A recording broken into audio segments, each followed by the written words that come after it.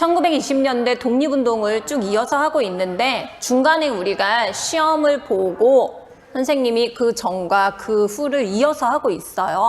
그래서 우리가 시험 보기 전에는 어떤 거에 대해서 했냐면 민족주의자들은 뭐 했고 사회주의자들은 뭐 했고 그렇게 배웠어요. 그리고 시험 끝나고 나서는 60만 세 운동과 광주 학생 항일 운동을 했습니다. 그러면 여러분 옛날 기억을 되돌려서 자, 이건 여러분 쓰는 거 아닙니다. 아직 쓰지 마세요. 민족주의자들과 그 다음에 사회주의자들이 이렇게 활동을 했다고 시험 보기 전에 했어요. 그러면 예를 들면 민족주의자들은 뭐 했냐면 물산장려 운동, 대학 설립 운동 이런 것들을 했어. 그러니까 사람들을 가르치고 계몽하고 그런 쪽으로 했고, 여러분 사회주의라는 건 이 사람들은 모든 사람들이 평등하게 살아가길 원하는 사람들이에요. 그러니까 자본주의가 막 발달하기 시작을 하면 여러분 어떤 문제가 생기냐면 잘 사는 공장을 가지고 있는 땅을 많이 가지고 있는 이런 사람들은 굉장히 잘 산단 말이야. 더군다나 이때는 일제강점기였기 때문에 막 합리적으로 뭔가 이게 돌아가는 게 아니라 잘 사는 사람이 굉장히 잘 살고 노동자나 농민들은 더 못 사는 그런 시스템이었어요. 근데 이 사람들은 여러분 이 노동자도 농민들도 잘 사는 세상이 좋다고 생각을 하는 거야. 그래서 이런 사람들이 하는 운동을 사회운동이라고 했고 이런 사람들을 사회주의자라고 했어요. 그러면 얘네 둘이 여러분 이렇게 찢어져 가지고 독립운동을 많이 했어. 그런데 이렇게 지나다 보니까 어떤 문제가 생기게 됐냐면 얘네 둘이 또 찢어지게 돼요. 민족주의자들이 둘로 또 쪼개진다? 어떻게 쪼개지냐면 걔를 교과서에 뭐라고 표현하냐면 쓸게요. 자치론자. 그러니까 선생님만 쓰는 거야. 여러분은 안 써도 돼요. 자, 자치론이 뭐냐면 이 사람들 중에 민족주의자들 중에 일부가 뭐라고 얘기하냐면 굉장히 쿨한 척 얘기한다? 뭐라고 해?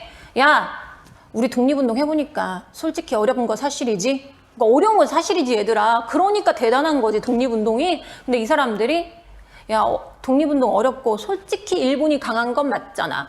일본이 여러분 당시 아시아 최강이었죠. 일본이 강한 건 맞으니까 우리 어렵고 힘들게 계속 이렇게 하지 말고 일본을 인정하자.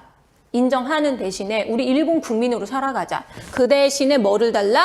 자치권을 달라. 지금은 막 얘들아 일본이 완전히 점령한 상태에서 일본이 막 쥐락펴락하고 있잖아 한반도를.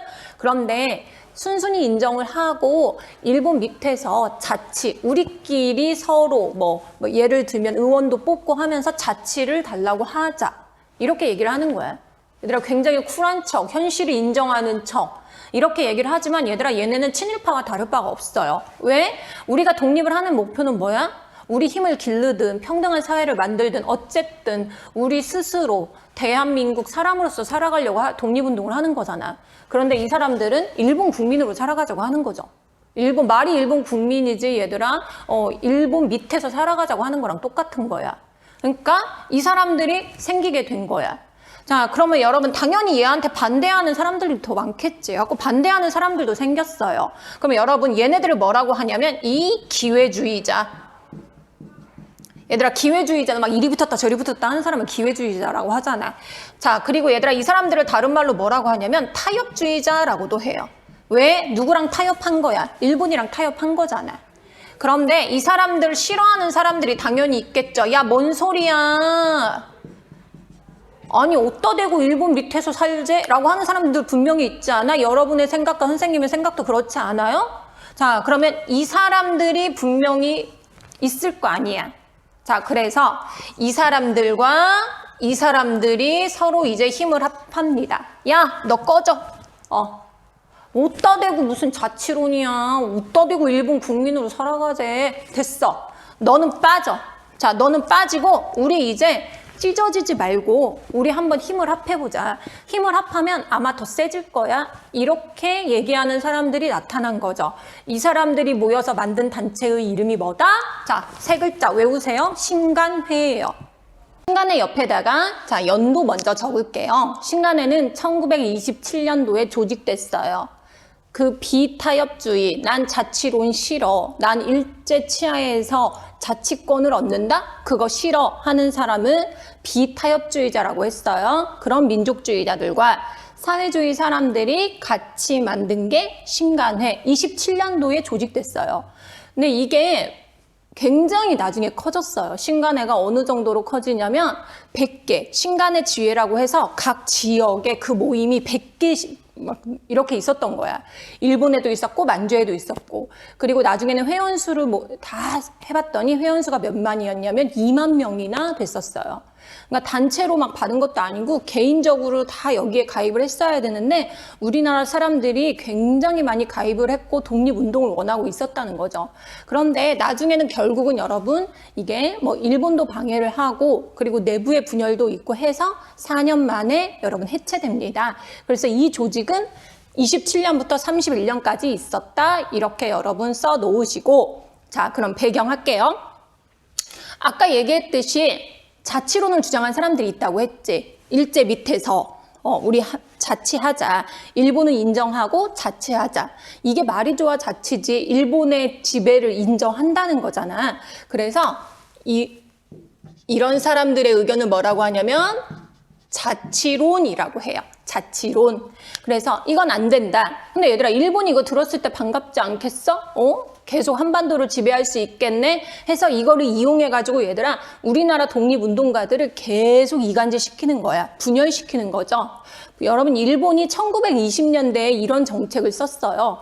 친일파한테는 계속 잘해주고 친일파는 대우해주고 친일파한테 잘해주니까 친일파들은 얘들아 굳이 독립할 필요가 없잖아. 그러니까 이런 사람들을 계속 꼬셔가지고, 그리고 원래 독립운동 했던 사람들도 있었잖아. 그런 사람들도 계속 꼬셔서 친일파로 만들고, 이게 일본이 썼던 주요한 정책이었어요. 그래서 자, 여기에서 나온 사람들과 됐어, 난 자치론자들과는 얘기 안 해. 이 사람들과 사회주의자들이 협력해서 만든 게 바로 신간회예요. 그럼 여러분 여기다 이렇게 쓰면 돼. 자, 민족주의 세력과 그 다음에 더하기 사회주의 세력이 연합했다. 그럼 얘들아, 여기서 민족주의라는 건 자치론 주장하는 사람이 아니라는 거 여러분 선생님이 여러 번 설명했으니까 기억하시고, 자, 그 다음에 활동 볼게요. 그러면 신간회를 만들었어. 독립운동가들이 모여서 도대체 뭐 해? 그러니까 뭔가 활동을 할 거 아니야. 중요한 활동들을 하겠죠. 자, 첫 번째. 얘들아, 민족주의자들은 원래 뭐를 주장했냐면, 야, 우리 실력을 키우자. 실력을 키워서 우리 독립하자. 쟤네보다 세지자. 이런 게 이 사람들의 생각이었단 말이야. 그러니까 이 사람들은 뭐에 집중을 하냐면 교육에 집중을 해요. 자, 그래서 신간에서 했던 게 뭐냐면 첫 번째, 자, 강연회. 그 다음에 일반 사람들을 가르치는 교육. 이런 것들을 해요. 사회주의자들이 했던 운동도 있었죠. 예를 들면 노동운동, 뭐 소작쟁이, 이런 농민과 노동자의 권리를 신장시킬 수 있는 이런 운동들을 했죠. 그러니까 자, 이렇게 쓸게요. 각종 사회 운동을 지원했다. 그 다음에 얘들아, 이 사람들은 누구랑 안 놀아? 자, 누구랑 안 논다고 했어? 그렇지, 자치론자들. 일제 밑에서 자치권을 얻고 우리끼리 자치하자 하는 사람들을 싫어한댔죠. 자, 그래서 자치론을 배격해요. 그래서 우리 독립하자 이렇게 하는 사람들이지. 자, 마지막 얘가 제일 중요해요. 여러분, 선생님이 광주 학생 항일운동 할 때 먼저 학생들이 들고 일어났다고 했지. 그런데 나중에 누가 도와줬다? 그렇죠. 이 단체가 도와줬다고 했어. 그러니까 신간회가 여러분, 광주 학생 항일운동이 광주에서만 머물게 했던 게 아니라 신간회의 도움 덕분에 전국으로 이렇게 운동이 일어날 수 있었던 거예요. 그 저항운동이 일어날 수 있었던 거야. 그래서 이걸 뭐라고 쓰냐면 광주 학생 항일운동을 지원하였다. 그래서 일본한테 저항하는 각종 운동에 지원을 했고, 그리고 농민의 노동자의 권리를 신장시키는 그런 것들에도 많이 관여를 했는데 결국엔 여러분 신간회가 해체가 돼요. 자, 그럼 첫 번째 이유는 뭐였냐면, 자, 쓸게요. 일제의 탄압. 이게 얘들아 첫 번째 이유야. 이게 첫 번째 이유. 그 다음에 두 번째는 자, 두 번째 설명하기 전에 여러분 일제의 탄압에 대해서 간단히 설명을 할게요. 신간에는 여러분 비밀단체가 아니었어. 그러니까 공식적으로 활동을 할 수 있었던 거야. 이 활동을 한다고 해서 뭐 감옥 가거나 경찰서 가거나 잡혀가거나 그런 게 아니었어요. 그러면 왜 일본이 이게 독립운동 단체임에도 왜 이걸 인정해줬냐? 그러니까 일본은 얘들아 신간회가 이렇게 커질지 몰랐던 거야. 그러니까 조그만 할 줄 알았지. 그리고 조그만한 상태에서 그냥 교육 정도 시킬 줄 알았는데 생각보다 너무 커졌지. 막 2만 명이나 됐고. 그 다음에 두 번째, 일본은 얘들아 못 만들게 하면, 만약에 우리나라에서 한반도에서 못 만들게 하면은 어쨌든 독립운동가들이 비밀로 만들어서 또 활동을 할 거 아니야. 그러면 감시하기가 더 안 좋으니까 그냥 야 해봐 하고 더 철저히 감시를 할 거라 생각을 했어요. 근데 생각보다 너무 커졌고 얘의 힘이 세지니까 자 이제는 어떻게 하냐면 아예 못 모이게 했어. 그러니까 뭔가 얘들아 우리가 토의하고 토론하고 교육을 시키려면 모여야 되잖아. 근데 나중에는 여러분 모이지 못하게 했어요. 일제가 탄압을 했고, 그리고 여러분 두 번째 이유는 자 쓸게요. 내부의 갈등. 자 여러 명이 모이다 보니까 봐봐 처음부터 생각이 다른 사람들이 모인 거잖아. 민족주의 쪽 이 사람과 그 다음에 사회주의 쪽 이 사람이 독립운동을 위해서 모이긴 했는데 서로 생각이 많이 다르다 보니까 나중에는 여러분 이게 분열돼요. 자 그래서 결국은 여러분 해체됩니다. 해체돼요.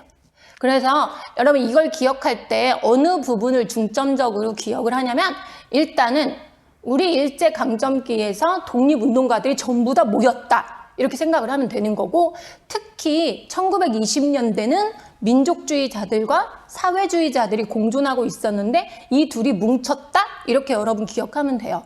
그리고 누구를 도와줬다? 광주 학생 항일운동을 지원했다. 이 정도 기억하면 여러분 신간회에 대해서는 어느 정도 아는 거라고 할 수 있습니다. 신간회는 굉장히 중요한 단체이니까 여러분이 꼭 기억하기 바랍니다.